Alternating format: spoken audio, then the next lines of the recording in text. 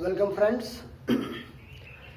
Up to the last video we reached to the chapter dissolution of partnership firm, and in that chapter we started discussion about the realization account, which is the first step in accounting activities in the case of dissolution of partnership firm.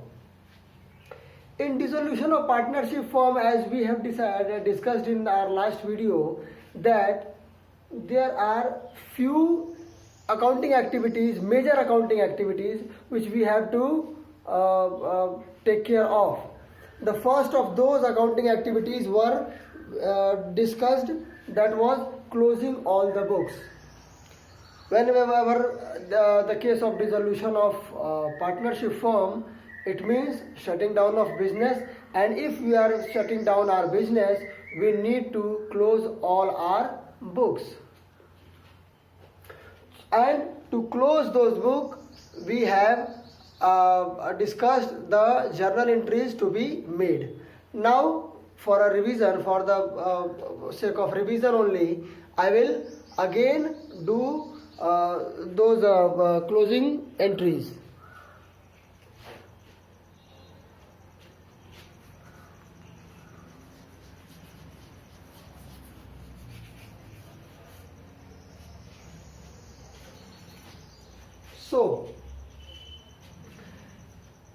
जब हम लोग books of account को बंद करते हैं, तो उन books of account को बंद करने के लिए सारी अकाउंट्स हम लोग बंद करते हैं और एक नया अकाउंट ओपन करते हैं, जिस अकाउंट का नाम होता है रियलाइजेशन अकाउंट. ये अकाउंट सिर्फ इसी पर्पस के लिए बनता ही है जब हमें डिसोल्यूशन करना हो अपनी फर्म का. उस समय सारे लाइबिलिटीज और सारे एसेट्स के अकाउंट्स को क्लोज करके हम लोग क्या करते हैं, उसका बैलेंस रियलाइजेशन अकाउंट में ट्रांसफर कर देते हैं, जहां पे हम आसानी से उनके बुक वैल्यू और मार्केट वैल्यू को इजीली कंपेयर करते हैं. Will see gradually everything, don't be in hurry. So realisation account, तो पहला जो मेजर एक्टिविटी था हमारा, close all books of accounts.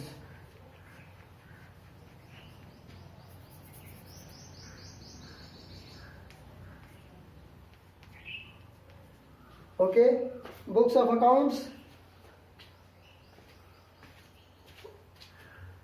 We have seen that asset. In asset, we have two types of assets. Different question will show you different condition, and this is very common condition which is very frequently asked. Asset one is recorded, another is unrecorded, and same situation is with liabilities.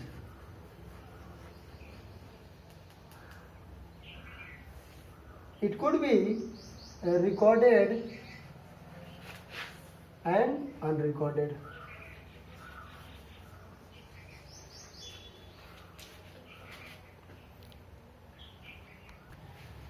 तो books of account का close करने के लिए हमें क्या करना होता है, हमें एसेट अकाउंट और लाइबिलिटीज अकाउंट के बैलेंसेस को रियलाइजेशन अकाउंट में ट्रांसफर करना होता है. और हमें पता है कि एसेट्स का नॉर्मली अकाउंट्स क्या होता है, डेबिट बैलेंस होता है, और लाइबिलिटीज का क्रेडिट बैलेंस होता है. तो अगर एसेट रिकॉर्डेड है, इट मीन्स कि हमारी बुक में इसका डेबिट बैलेंस दिख रहा है, तो हम लोग इस डेबिट बैलेंस को खत्म करते हैं, ट्रांसफर करते हैं. तो डेबिट का बैलेंस जो है उसको अगर जीरो करना है तो हम लोग उसको उतने से ही क्या कर देंगे, क्रेडिट कर देंगे. तो टू एसेट्स अकाउंट, ये हो गया रियलाइजेशन अकाउंट में ट्रांसफर एसेट का बैलेंस. यही चीज हमें लाइबिलिटीज में भी करनी है, लेकिन लाइबिलिटीज का क्रेडिट बैलेंस होता है,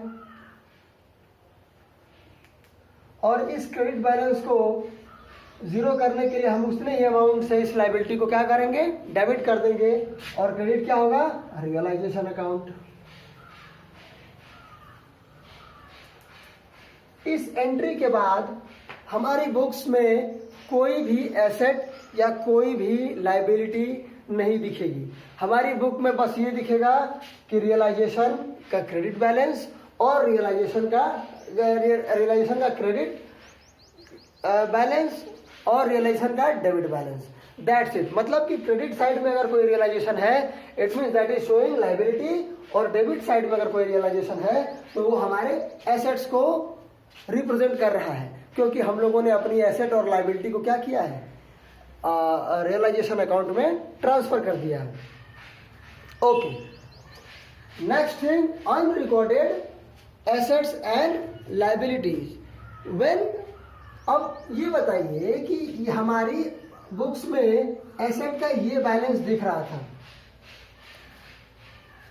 this balance and this balance is showing in our book, और हमें यहाँ पे अपने बुक्स को बंद करना है।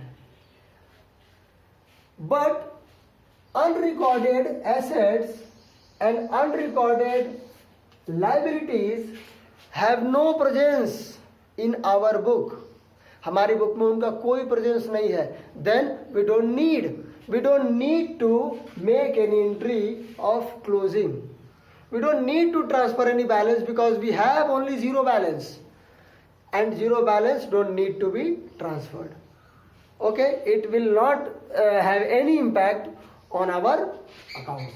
Okay, so no entry for unrecorded asset and liabilities in our first activity. ये हमारा अकाउंटिंग एक्टिविटी है, ये हमारी पहली अकाउंटिंग एक्टिविटी है, first accounting activity AA. Okay, दूसरी अकाउंटिंग एक्टिविटी क्या है हमारी इसके बाद यहाँ तक हम लोगों ने कल चर्चा किया था। आज हमारी जो दूसरी अकाउंटिंग से हमें शुरू करना है वो दूसरी अकाउंटिंग है रियलाइजेशन। हम लोगों ने एक चीज़ और कल डिस्कस किया था, book value and market value. तो हम लोग जब भी बुक्स को क्लोज करेंगे तो बुक्स ऑफ अकाउंट को क्लोज करने के लिए हम किसका इस्तेमाल करते हैं, बुक वैल्यू का। ये हम लोगों ने कल डिस्कस किया था, ठीक है, डोंट गेट कंफ्यूज्ड। मैंने इसका रीजन भी बताया था, और अगर आपको नहीं समझ में आता है तो मुझे दोबारा बताइए। I will prepare video on book value and market value and their uses. चलिए, now it's time for realisation of assets.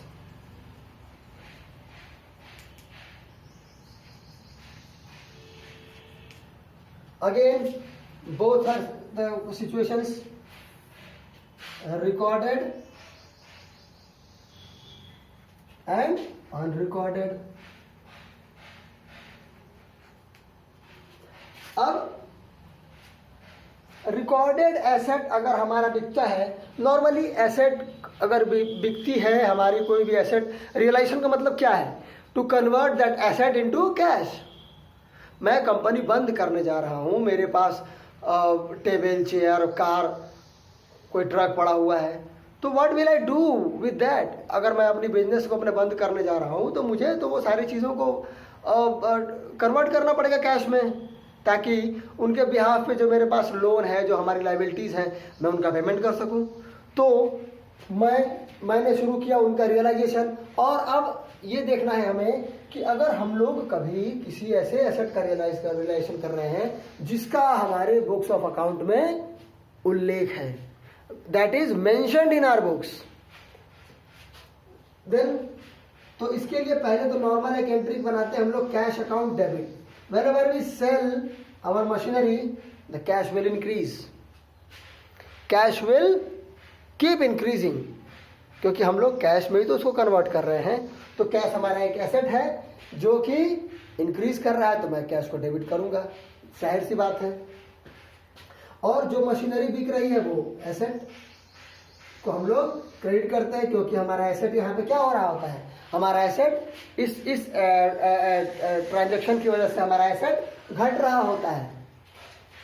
लेकिन एक बात जो ध्यान देने लायक है कि अब हमारे पास एसेट है ही कहाँ, We have already transferred all our asset to realization account. तो इसीलिए हम लोग एसेट को क्रेडिट ना करके किसे क्रेडिट करेंगे?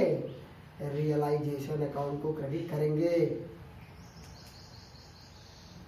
Any doubt? तो हम लोगों ने यहाँ पे रियलाइजेशन को क्रेडिट किया. क्यों?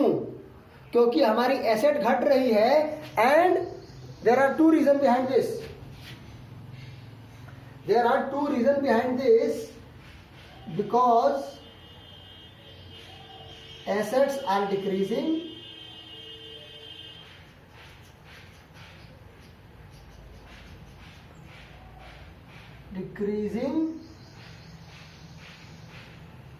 and second, what is?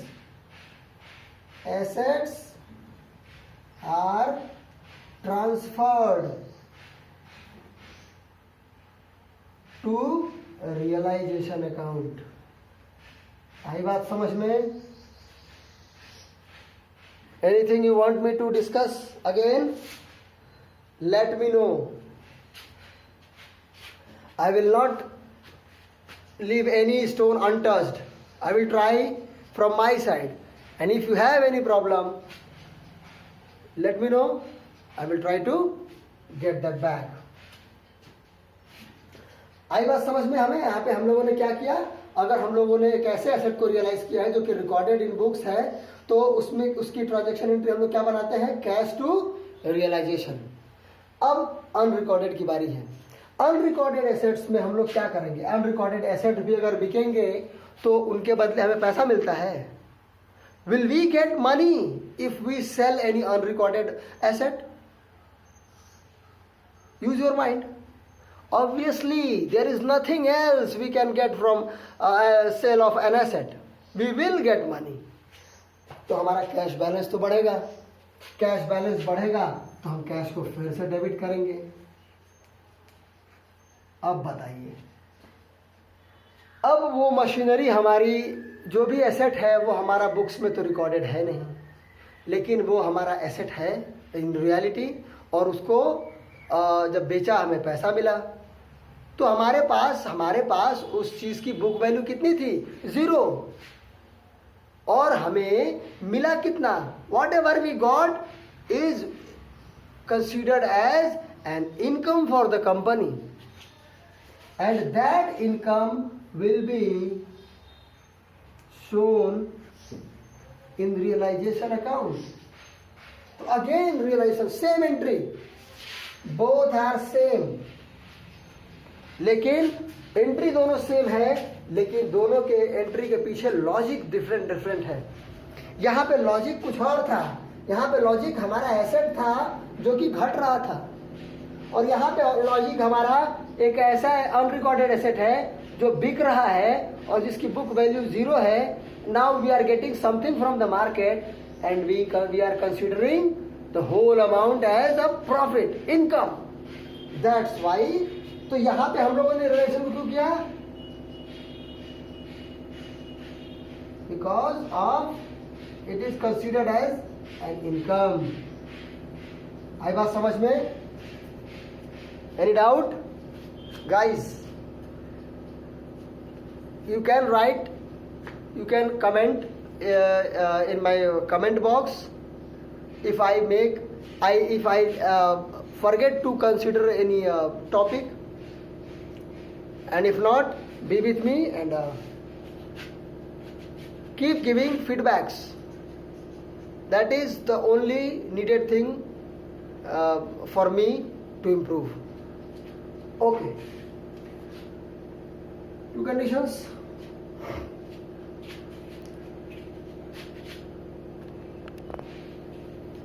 Now there is a situation in realization of asset. हम लोग अभी क्या डिस्कस कर रहे हैं? रियलाइजेशन ऑफ एसेट, जिसमें हमारे साथ क्या घटना हो सकती है. कुछ ऐसे केसेस हैं जिनके बारे में मैं स्पेशली चर्चा करना चाहूंगा. क्या ये रियलाइजेशन ऑफ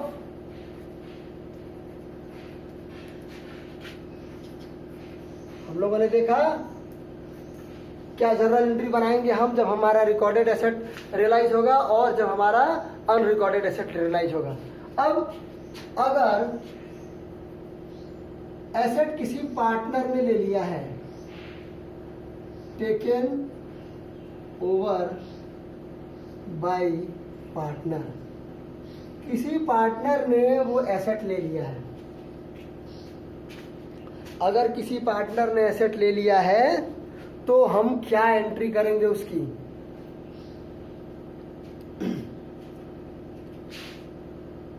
अगर पार्टनर ने लिया है तो वो हमें कैश नहीं देगा, कैश नहीं देगा, बल्कि हमारी एक लायबिलिटी कम हो जाएगी, हमारी मतलब बिजनेस की लायबिलिटी कम हो जाएगी, उस पार्टनर की जो कैपिटल है वो डिक्रीज करेगी उतने अमाउंट से।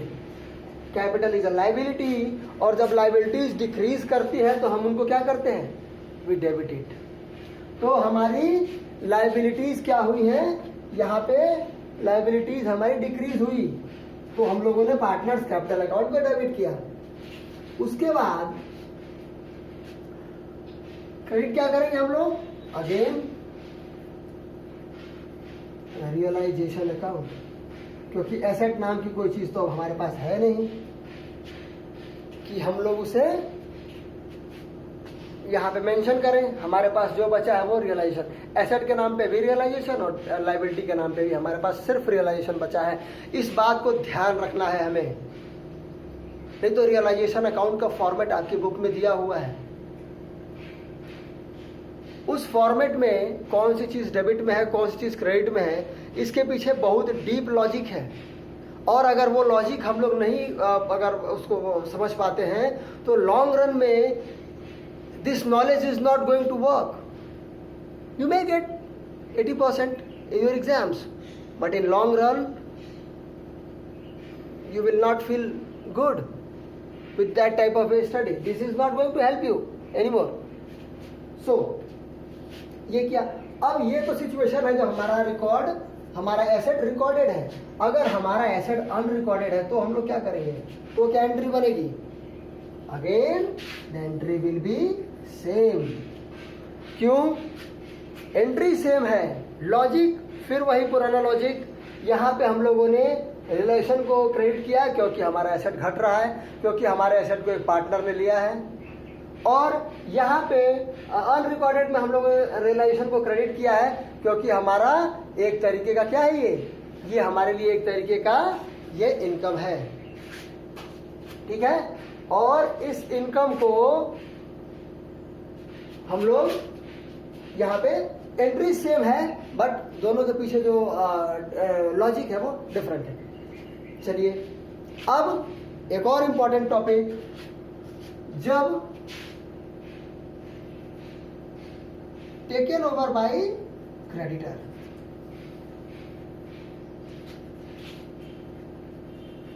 बिल्कुल इस लॉजिक इस रिकॉर्डिंग के पीछे आपको लॉजिक देखना होगा। यहाँ पे आपको कुछ भी याद करने की जरूरत नहीं है, everything has a logic and if you get the logic that is going to be productive for you. चलिए देखते हैं। तो अगर कोई क्रेडिटर हमसे हमारी एसेट लेता है तो हमें उतना कैश कम देना पड़ेगा। अगर एक एग्जांपल लेते हैं कि एक मैं बिजनेस हूँ और मुझे एक पेमेंट करनी है 1 लाख रुपए की, उसने मेरी एक मशीनरी जो थी वो 1 लाख की, उसने वो ले ली मेरी मशीनरी। उसने मेरी मशीनरी ले ली 1 लाख रुपए की। अब मुझे उसे पैसा तो नहीं देना पड़ेगा, तो मेरी वो मशीनरी लेने की वजह से, इस ट्रांजैक्शन की वजह से मेरी लायबिलिटी क्या हुई? कम हुई। तो लायबिलिटी कम होगी तो हम लोग क्या करेंगे?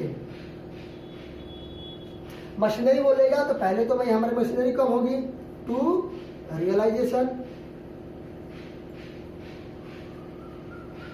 मशीनरी कम हो रही है तो हम लोग रियलाइजेशन अकाउंट क्या करेंगे?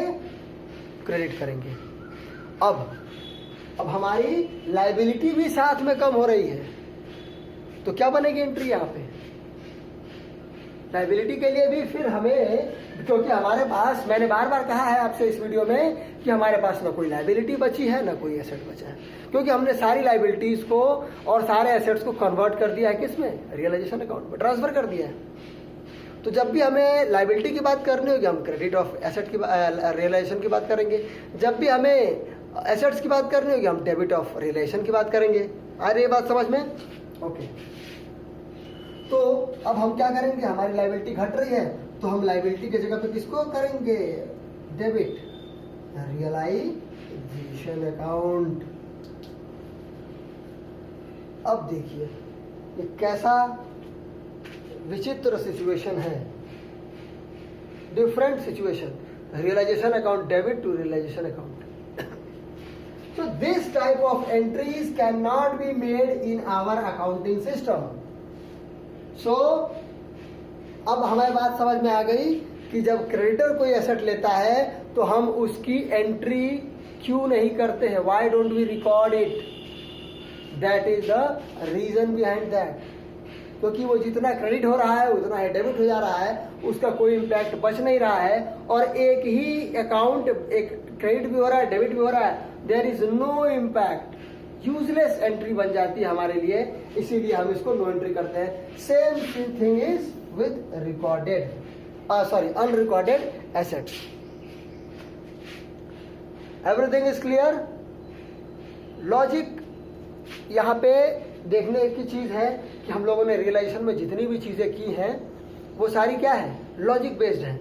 हमें सिर्फ उसका वो फॉर्मेट, रियलाइजेशन अकाउंट का फॉर्मेट याद करने की जरूरत नहीं है। There is a logic behind everything. If you are aware, if you have hunger of logics, you will find by yourself in your book, everything is given. It's only your need that you want to get that logic or not. If you want that logic, you will get it. If don't, you will never. So the next thing is,